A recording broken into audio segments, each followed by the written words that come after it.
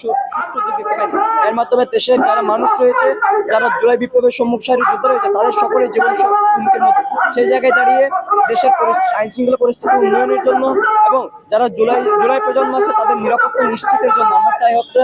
এই আইন শৃঙ্খলা পরিস্থিতি উন্নত করতে হবে এবং একই সাথে যারা সন্ত্রাসী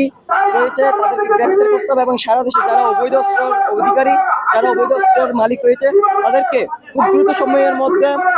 একটা সারাশি তল্লাশি চালিয়ে তাদেরকে গ্রেপ্তার করতে হবে। এবং সর্বশেষ আমাদের যে দাবি সেটা হচ্ছে শরীফ ওসমান হাদি ভাইয়ের যারা হত্যা চেষ্টাকারী তাদেরকে অতি দ্রুত সময়ের মধ্যে গ্রেপ্তার করে আইনের আওতায় আনতে হবে এবং এদের সাথে যারা জড়িত সেটা কথিত ফ্যাসিস্ট লীগের সাথে ভারতের দালাল যারা আছে, রয়্যাল এজেন্ট এবং ডিএজিপি এনএসআই যে সমস্ত কর্মকর্তা জড়িত তাদের সকলকে আমরা বিচারের মুখোমুখি করতে চাই। যদি আমাদের 10 সদস্য বিশিষ্ট একটি টিম ইতিমধ্যেই ভিতরে গিয়েছে আমাদের দাবিগুলো পেশ করার জন্য, যদি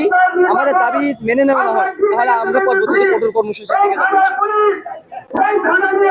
মূলত আমাদের 3-4টা দাবি নিয়ে এখানে আসলে আমরা দেখেছি হচ্ছে জুলাই বিপ্লবের পর যে এই অবৈধ সন্ত্রাসী রয়েছে দেশে এবং কথিত ফ্যাসিস্টের যারা দোষর এখন থেকে গিয়েছে তারা বিভিন্ন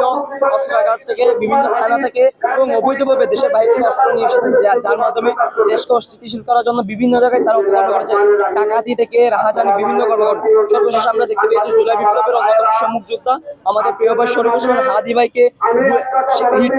হিট টার্গেটের মাধ্যমে হত্যা করার চেষ্টা করা হয়েছে। সেই জায়গায় দাঁড়িয়ে ইন্টারিম এবং স্বরাষ্ট্র উপদেষ্টা যে ব্যর্থতার পরিচয় দিয়েছে, আমাদের যে ইন্টেলিজেন্স আছে, গোয়েন্দা বাহিনী রয়েছে, তাদের মধ্যে ডিজিপি এনএসআই সহ যারা জড়িত রয়েছে তাদের যে ব্যর্থতার পরিচয় রয়েছে, সেই যারা ব্যর্থ হয়েছে তাদেরকে বিচারের মুখোমুখি করানোর জন্য এবং স্বরাষ্ট্র উপদেষ্টার যে কোনো আইন শৃঙ্খলা পরিস্থিতির নিম্নগামী হলো, অধপতন হলো